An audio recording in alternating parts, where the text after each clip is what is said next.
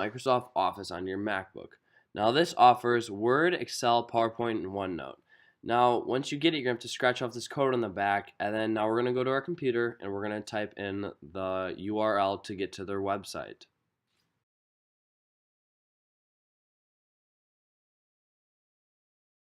So now that you're on Microsoft Office's page, they're going to want you to either sign into your previous account or make a new account. I'm a first-time user, so I'm going to make my own account.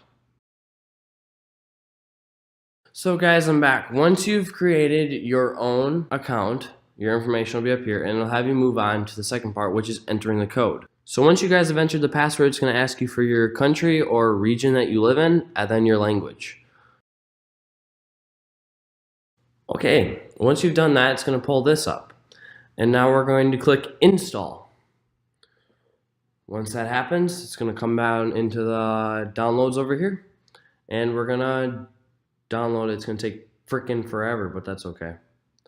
So we'll let that load. Okay, now our Office is downloaded. So now we're going to go to downloads and we're going to double click on our Office. So now it's going to have you, it's in your prompt with how to install. We're going to click continue. Of course, you agree to all the stuff. Install.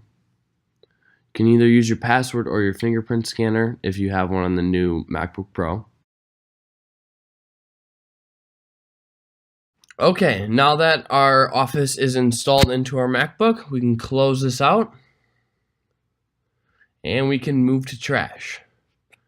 Now once we're done with that, we can go to Launchpad and notice that we have Microsoft OneNote, PowerPoint, Microsoft Outlook, Word, and Excel.